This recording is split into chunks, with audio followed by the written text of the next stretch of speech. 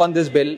Sir 22 lakh बच्चे, रोज 18 घंटे की मेहनत, एक 3 घंटे का एग्जाम, लेकिन एक कैमरा फोन, व्हाट्सएप पर एक मैसेज, टेलीग्राम पर एक पीडीएफ, रात 2 बजे पेपर लीक, सब खत्म, स्टूडेंट की सारी मेहनत बर्बाद। Therefore, sir, I rise today to speak wholeheartedly in support of the students of India and to welcome the Public Examination Amendment Bill 2026. Sir, paper leak जैसी सीरियस बीमारी का परमानेंट इलाज करना होगा। जैसे कैंसर का इलाज क्रोसिन खिलाकर नहीं किया जा सकता, ठीक वैसे ही पेपर लीक जैसी प्रॉब्लम का इलाज मीडिया साउंड बाइट से नहीं बल्कि इंस्टीट्यूशनल सॉल्यूशन से होगा, जो आज हमारी सरकार इस बिल के माध्यम से करने जा रही है by introducing India's first ever anti paper leak framework. सबसे पहले मैं नीट के स्टूडेंट्स को कुछ कहना चाहूंगा। आपका गुस्सा जस्टिफाइड है, आपकी पेन रियल है और आपको एग्जामिनेशन सिस्टम से जो कंप्लेंट है वो कंप्लेंट भी जेन्युइन है। Your voice matters. और जब आपने अपनी चिंता व्यक्त करी, अपना दर्द बताया, when you demanded, the honorable prime minister heard that demand, not just as a prime minister but also as a guardian, परिवार के मुखिया की तरह उस बात को सुना।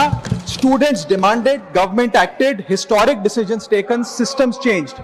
सर, जब एक स्टूडेंट नीट जैसे पब्लिक एग्जाम की प्रिपरेशन करता है तब वो अकेला तैयारी नहीं करता, उसका पूरा परिवार प्रिपरेशन करता है। माँ अपनी छोटी छोटी जरूरतें रोक देती है, घर का बजट कम करती है, पिता फैमिली की सेविंग्स को कोचिंग फीस, रेंट और टेस्ट सीरीज पे खर्च करता है, फैमिलीज को लोन तक लेना पड़ता है और स्टूडेंट खुद कोटा, जयपुर, चंडीगढ़, दिल्ली, पटना जैसे शहरों में जाकर घर से दूर रहता है, दिन में 18-18 घंटे पढ़ता है, रात 2 बजे तक पढ़ाई करता है और फिर अलार्म लगाकर सुबह 5 बजे क्लासेस के लिए उठ जाता है।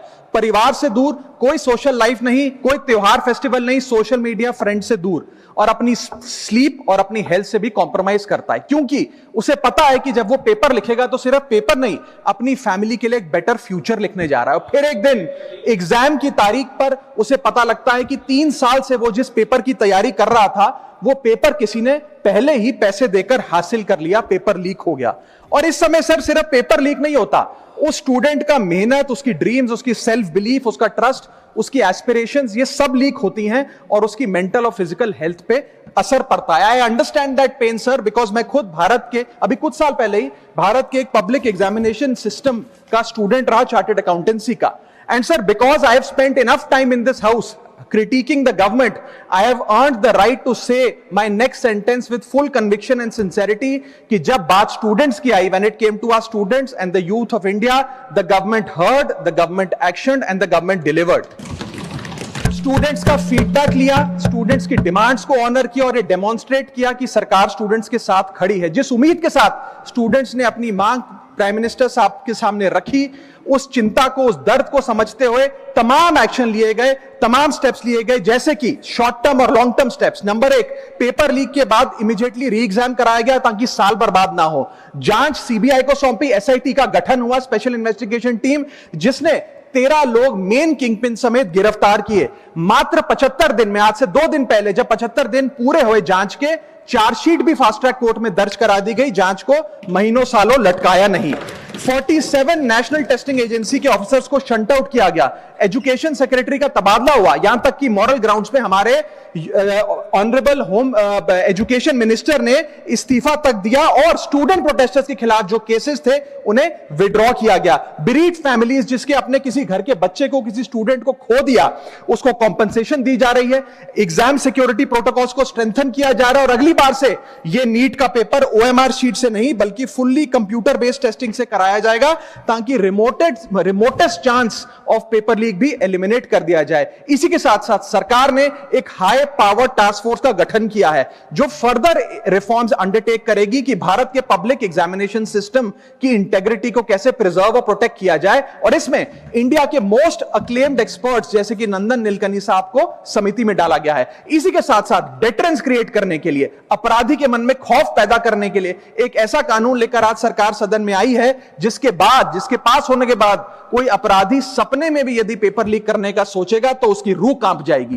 पहली चीज, पेपर लीक को एक इंडिविजुअल द्वारा किया गया क्राइम नहीं बल्कि एक ऑर्गेनाइज्ड सिंडिकेट नेटवर्क द्वारा किए गए क्राइम के तौर पे ट्रीट किया जाएगा, जिसमें इनसाइडर हो, कोचिंग माफिया हो, लॉजिस्टिक वेंडर हो, प्रिंटिंग प्रेस हो, सॉल्वर गैंग हो, एग्जाम ऑफिशियल्स हो, सब पर कार्रवाई होगी। सबको दोषी करार देने के बाद, गिल्टी करार देने के बाद 10 साल तक की जेल होगी और 10 करोड़ रुपए तक का जुर्माना लिया जाएगा। साथ सारे ऑफेंसेस को cognizable, non bailable, non compoundable बनाया गया। एक स्पेशल टास्क फोर्स का गठन किया गया कि अब कभी भी यदि पेपर लीक की संभावना भी उत्पन्न होती है तो यह स्पेशल टास्क फोर्स जांच करेगी और यह इन्वेस्टिगेशन सालों साल नहीं लटकाई जाएगी, 2 महीने के अंदर अंदर से इस इन्वेस्टिगेशन को कंप्लीट करना होगा। और इसी के साथ साथ फास्ट ट्रैक कोर्ट्स का गठन किया जो ये इंश्योर करेंगे कि इसमें स्पीडी ट्रायल हो, डे टू डे ट्रायल हो, स्पेशल पब्लिक प्रोसिक्यूटर होगा, 3 महीने में पनिशमेंट सुनाई जाएगी। सर मैं बता दूं, हमारे देश में fast track courts heinous crimes के लिए बने हैं, जैसे कि क्राइम्स अगेंस्ट वुमेन, रेप और पॉस्को जैसे अपराध के लिए। आज हमने पेपर लीक को उस हीनियस क्राइम्स की कैटेगरी में ला खड़ा किया है सर। इसी के साथ साथ सर इंस्टीट्यूशनल और systematic reforms will demonstrate zero tolerance towards paper leak, और इससे भारत की इंडियन पब्लिक एग्जामिनेशन सिस्टम की इंटेग्रिटी को हम प्रिजर्व और प्रोटेक्ट कर पाएंगे। ये सब इसलिए हुआ because sir there is nothing more important than the students and their future. Sir their voices mattered, their voices were heard and systematic and systemic changes have been brought in. उनकी आवाज को, students की आवाज को कोई political challenge नहीं बल्कि एक परिवार की भीतर की चिंता की तरह समझकर, जैसे घर के बच्चे घर के बड़े से अपनी चिंता व्यक्त करते हैं, दर्द व्यक्त करते हैं, डिमांड्स रखते हैं, ठीक वैसे ही सरकार ने ये तमाम फीडबैक लेते हुए एक्शन लिया। Sir Benjamin Franklin American philosopher, statesman, diplomat रहे, उन्होंने कहा था well done is better than well said. सालों तक इस देश में पेपर लीक होता आया लेकिन सिर्फ डिस्कशन और सिर्फ साउंड बाइट हुई। आज एक्शन हो रहा है, सिस्टमैटिक रिफॉर्म्स आ रहे हैं और भारत का पहला एंटी पेपर लीक फ्रेमवर्क बनके तैयार है और आपके सामने है। सर इसी के साथ साथ पेपर लीक किसी एक पार्टी का, किसी एक सरकार का ऑफिसर या मिनिस्ट्री की देन नहीं है और ये कोई 2026 का फिनोमेना भी नहीं है। सर मैं बता दूं कि सर जब बात अकाउंटेबिलिटी की हो, मोरालिटी की हो, जवाबदेही की हो, तो इसलिए इससे जब बात अकाउंटेबिलिटी की हो, मोरालिटी की हो, जवाबदेही की हो, तो सर ये इससे तय नहीं होना चाहिए कि पेपर लीक कौन से राज्य में हुआ, कौन सी मिनिस्टर के अंडर हुआ, कौन सी पार्टी में हुआ, क्योंकि ये एक पैन इंडिया ऑर्गेनाइज्ड क्राइम है, क्रॉनिक डिजीज है। मैं ये बात इसलिए कह रहा हूं क्योंकि 19 जुलाई 2026 को, आज से मात्र 10 दिन पहले, पंजाब के अंदर एक फार्मेसी ऑफिसर रिक्रूटमेंट का एग्जाम हुआ। उसमें मैसिव इरेगुलरिटीज देखी गई, ब्लूटूथ डिवाइसेस के माध्यम से लाइव चीटिंग चल रही थी और चीटिंग सिंडिकेट वो चीटिंग फैसिलिटेट कराने के लिए 13 लाख रुपए का रेट चार्ज कर रहा था। यही नहीं सर, आम आदमी पार्टी की सरकार जब पंजाब में बनी तब से अभी तक नायब तहसीलदार के एग्जाम में इरेगुलरिटीज देखी गई और लार्ज स्केल चीटिंग हुई। पंजाब स्टेट एजुकेशन बोर्ड में 12वीं क्लास का इंग्लिश का पेपर लीक हुआ, पीएसटीईटी स्कूल टीचर रिक्रूटमेंट का एग्जाम का पेपर लीक हुआ, पीएसएसबी के ग्रुप ऑफिसर के रिक्रूटमेंट का एग्जाम लीक हुआ, एग्रीकल्चरल डेवलपमेंट ऑफिसर की रिक्रूटमेंट का एग्जाम लीक हुआ और एक्साइज और टैक्सेशन इंस्पेक्टर की रिक्रूटमेंट की मेरिट की लिस्ट जब आई तो उसमें फर्जी नाम डाल के जारी कर दिया गया। सर मैं आ रहा हूं, अब मैं कांग्रेस में आ रहा हूं। आप कांग्रेस का सुनिए सर, मेरा समय खराब कर रहे हैं। आप बोले ना, बोले आप बोले। सर जब सर कांग्रेस की कर्नाटक में सरकार है, इसी साल जनवरी 2026 में एसएसएलसी का पेपर हुआ। इसी साल कर्नाटक में कांग्रेस की सरकार के अंडर एसएसएलसी का पेपर हुआ, पेपर लीक हुआ और वो पेपर ऑनलाइन 200 रुपए में स्टूडेंट्स को बेचा जा रहा था।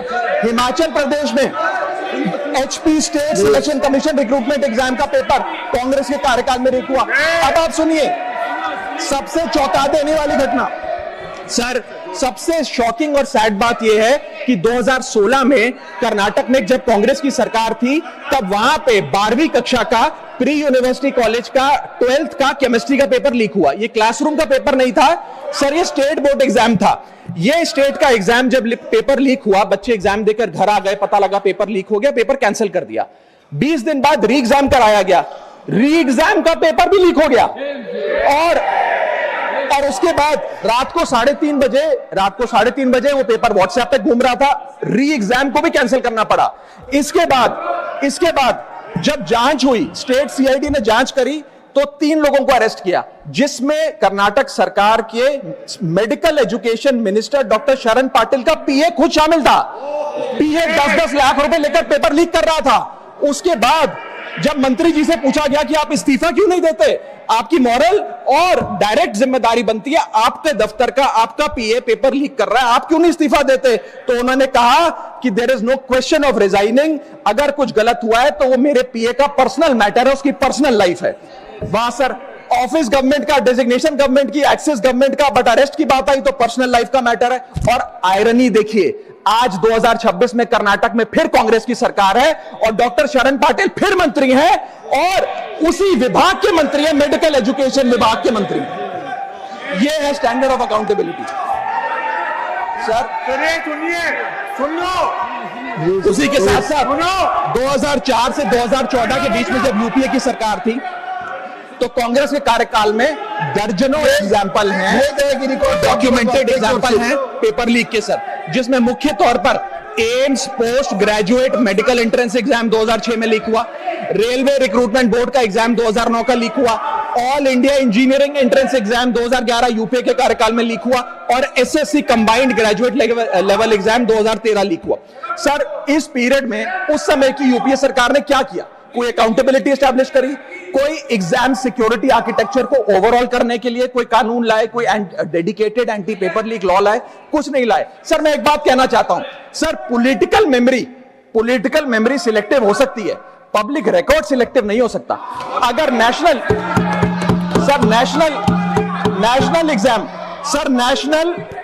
एग्जाम का पेपर लीक अगर नेशनल क्राइसिस है, जो कि है, तो सर ऑपोजिशन रूल्ड स्टेट का पेपर लीक एक लोकल इंसिडेंट कैसे हो सकता है? सर स्टूडेंट में तो फर्क नहीं होता। अगर नीट के स्टूडेंट्स का पेन जेन्युइन है, जो कि जेन्युइन है, तो सर पंजाब के फार्मेसी एग्जाम के स्टूडेंट्स का और कर्नाटक के एसएलसी एग्जाम के स्टूडेंट्स का पेन भी जेन्युइन है। स्टूडेंट का पेन पार्टी देखकर चेंज नहीं होता और ठीक उसी तरह रिफॉर्म और अकाउंटेबिलिटी भी पार्टी देखकर चेंज नहीं हो सकती। अब मैं स्टूडेंट्स के बारे में कुछ कहना चाहता हूं। सर देयर वॉइस मैटर्स, उनकी मांगे जायज हैं। सर स्टूडेंट्स द्वारा प्रोटेस्ट करना, सवाल पूछना, डिमांड रेस करना, कोर्ट जाना, पीसफुल मार्च निकालना, ये सब उनका संवैधानिक अधिकार है और ये करना भी चाहिए। लेकिन सर स्टूडेंट का प्रोटेस्ट स्टूडेंट का रहे, किसी पॉलिटिकल पार्टी की रैली ना बन जाए, वे अपना माइक किसी को आउटसोर्स ना करे, क्योंकि सर स्टूडेंट की लड़ाई तो एग्जाम सिस्टम को सिक्योर बनाने की है, नेताओं की लड़ाई अपनी सोशल मीडिया रीच बढ़ाने की है। सर जब पॉलिटिकल लीडर्स प्रोटेस्ट के टाइम पर बैरिकेड के आगे स्टूडेंट को भेज खुद कैमरे की सेफ साइड पे रहें, तो उनसे पूछिए कि रिस्क मेरा और रील तुम्हारी, ये पार्टनरशिप कैसी? सर स्टूडेंट का मूवमेंट स्टूडेंट के फ्यूचर के लिए है, किसी फ्लॉप पॉलिटिकल पार्टी के कमबैक के लिए नहीं है सर। और जो पॉलिटिकल पार्टी के अपने खुद के फ्यूचर का आता पता नहीं, वो स्टूडेंट के फ्यूचर की क्या लड़ाई लड़ेगी? सर स्टूडेंट्स को जस्टिस चाहिए, पॉलिटिकल पार्टी को फुटेज। स्टूडेंट को एग्जाम सिक्योर करना है, पॉलिटिकल पार्टी को वायरल क्लिप। स्टूडेंट का सवाल फ्यूचर का है, नेता का कैलकुलेशन अगले इलेक्शन का। इसीलिए मैं ऑपोजिशन पार्टीज को कहना चाहता हूं, don't use students emotion for your political promotion.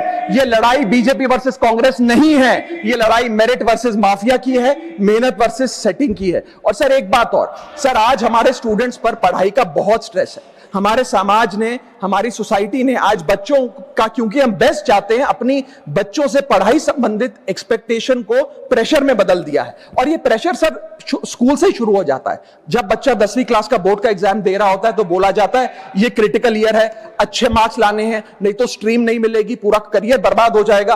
12वीं क्लास में जाता है तो प्रेशर और बढ़ता है, बोला जाता है ये लाइफ का टर्निंग पॉइंट है, आगे की जिंदगी कैसे डिसाइड होगी। जेई, नीट, सीयूईटी, तमाम एंट्रेंस एग्जाम की तैयारी का प्रेशर अलग। और सर जब कॉलेज पहुंचता है तो एक अलग ही लेवल का प्रेशर होता है।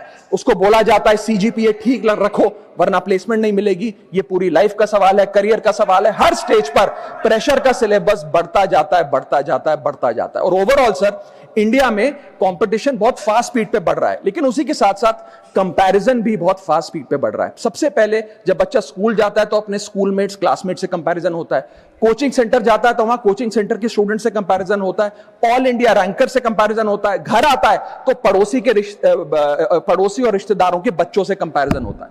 ये कंपैरिजन मोटिवेशन नहीं सर, प्रेशर और स्ट्रेस में बदलता जा रहा है। सर जैसे 3 इडियट्स पिक्चर में कहा था ना, काबिल बनो, कामयाबी झक मारकर पीछे आएगी, ठीक उसी तरह समाज को, हम सबको, अगर कोई स्टूडेंट चिंतित दिखे, स्ट्रेस में दिखे, उसे कहना चाहिए कि एग्जाम इंपॉर्टेंट है लेकिन तुम एग्जाम से ज्यादा इंपॉर्टेंट हो। सर क्योंकि घर